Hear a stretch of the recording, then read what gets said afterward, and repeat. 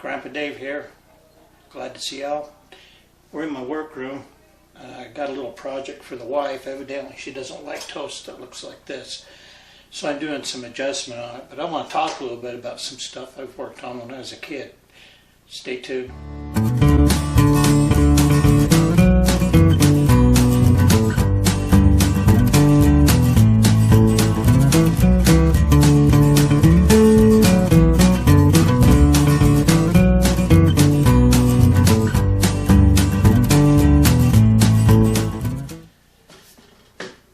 Well, as you can see, we got the edible toast. Evidently, my wife's unhappy with it, so I'm going to do a little adjustment to this. But, you know, as I was doing this, I was kind of remember some things back in the old days, you know. I always wanted to repair stuff. When I was really little, my mother had this sewing machine that was in a cabinet. You know, with 4 legs and stuff. She'd sit under it and then do a little sewing and whatnot. And she had this little box of little sewing tools and stuff like that, which I was really intrigued with. I didn't know what they did. It didn't really matter, I guess. But I would sit under it like a mechanic, and I'd work on it like this for hours, you know, until I couldn't hold up no more. Yeah, it used to kind of make my mother a little mad because I took the belt off of it and misplaced it in one of my repairs. She didn't like her tools all over the place. That's one of the problems, you know. Tools laying all over. That's what, you know, you get doing a job and the tools just end up all over and you're tired, you go home and go to bed. There's this one time, now I've talked a little bit about the jukebox, and you'd put some money in the machine. It had these little 3 little slides that come out and you put like a nickel in it or a dime and you'd push it in, then you'd select the music and then the whole thing would do its thing. And there was one time, you know, it just stopped working. Well, you know, Dad says, well, you know, it's an old machine, we'll just let it go at that. Well, I'm not going to go here or there with it. So if there's a key on the side, we never really had the key hidden from it. I was always curious to see how it worked anyway, so I opened it up, and the door opened like that, and there was all this stuff in there. You know, a little coin box and stuff like that, and I started taking it apart, and a little screw here, a little screw there, the screws dropping off, rolling off, who knows where. And I found some old coins in it. It was really cool. So I pocketed the coins because, you know, finders keepers. But yeah, I started working on it, and I realized, you know, that thing's not working. I bet it's this long tube thing there. It goes up, had a little arm, and then it'd go up, and the turntable would move, and it was just. I thought that's where the problem is, so I started taking that apart. And then I got into it to a point where there was some stuff I just couldn't get out. So I decided it was probably the electronics. Now this is back in the old days, the electronics had all these vacuum tubes, you know, and I was pretty sure it was one of them tubes that was broken. I didn't know how to tell the difference, but I was sure I'd figure it out. So I started pulling the vacuum tubes off one at a time. There's like 10 of them.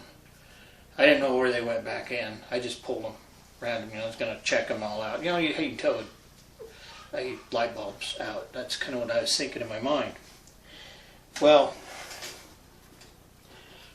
I played with it for a little bit, and then I found myself into a little trouble there that I couldn't figure out how the thing went back together, and it was now in so many pieces, and I don't know. I knew I was going to be in trouble. I knew Dad would come home and he would see this, so I just shoved everything in.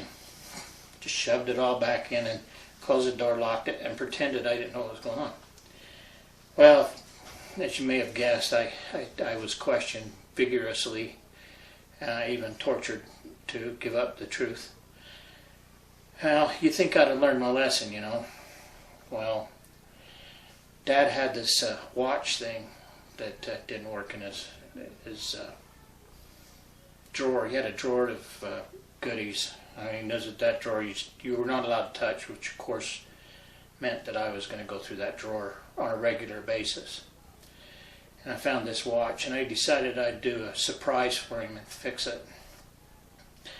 So I took this watch, and I started to little thing stuck there. I'd start taking it apart, because it wasn't hard to take apart. A little tap from the hammer and the back fell off. And I did a little adjustment, I played with it. And it started to kind of tick a little bit, and I thought, I fixed his watch. Well, the problem is getting that back on, and the hammer, a little tap of the hammer came on. So I thought, well, what the heck? So I turned it over to the side and I tapped it and busted the face. He never asked questions on that, but that was a repair that was successful, but the reassembly was a disaster. Well, I go into my high school years. I had a friend that taken electronics class, and he assured me he knew everything there was to know about electronics. I didn't know Adam from Steve on that. It's just the way it was. We were kind of goofing with some stuff one day. My parents were gone. They went to see my grandma in Wellsville. And they had this big console stereo. And I was sitting there talking, my parents gone. And one of the speakers wasn't working right, Maybe it could have been that somebody was playing it too loud, may have blown the speaker, I don't know. It wasn't me. But we decided that we were going to fix it. I mean, he knew about electronics, and I knew where all the tools were. So we started on the stereo. It had an 8-track deck in it. And it had a turntable, and it had a radio, and it had all kinds of cool stuff in it. Well, I thought, well, where do we start? He said, well, let's take that out, which was the 8-track tape thing. So we started taking it apart, and it's hard, so we pulled it out and went through the back, pulled the back apart. Ended up with all these pieces all over. The 8-track was over here, and the turntable was over there, and the radio was over there. And the control knobs were somewhere over there, and we would realize that we may have done something we probably shouldn't have done. And well, I kind of planned on my parents being gone for at least 2 more hours, but lo and behold, they pulled up, and here's all these parts. Oh Lordy. So my sister came in first. And she'd come into the door, and there's a wall here, and then you go up the stairs and you come into the room where the stereo was. Well, she'd gone downstairs, so I was safe that far. But my parents came through the garage, through the kitchen, and my dad come through and says, what in the, and I'm not going to say this word because it's probably not a good word, are you doing with our stereo? And well, he knows everything about electronics, we're fixing it. He said, dang well, better. Put it back together now. Well, we kind of worked on it and worked on it and worked on it and got it kind of together. I mean, it kind of looked like it did before. There might have been a few modifications, but that's just the good thing. We modified it. We made it better. Okay. Now we couldn't figure out how to get the 8-track to work again, but that didn't matter because Dad didn't listen to 8-tracks. I was the only one that did, so I could keep my mouth shut on that point. And then we got it put together and sent to put a record in it. So you put the record in, turned it on, and it wouldn't move.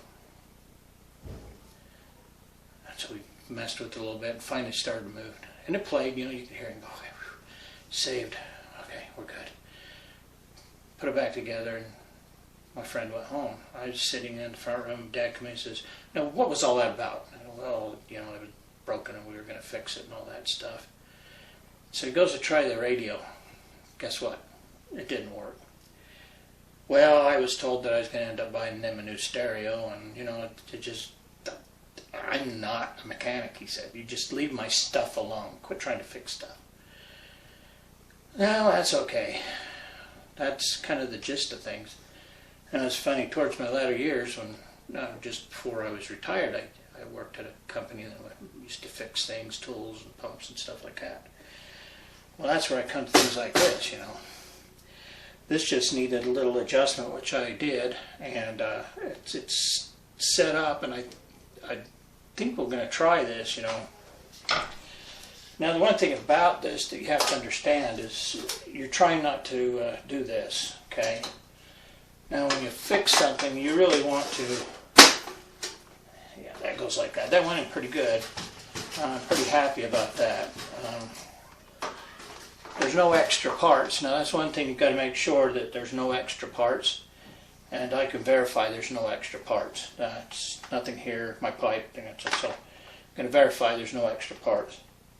If there is, I have a little drawer over there for surplus things that might, surplus stuff. If it's extra, it probably means you didn't need it to begin with. So we put that on there like that. There we go, that worked. The mechanism seems to work okay. So you can see that I probably learned my lesson from the past failures.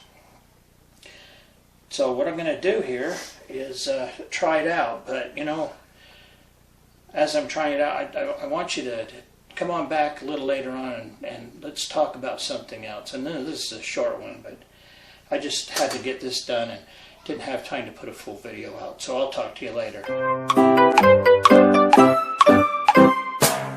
Grandpa Dave here with a little bit of wisdom. There's an old saying, never count your chickens before they hatch. That's truth in that, but in this case it's not true. I guarantee this chicken is at least going to hatch. Here we go.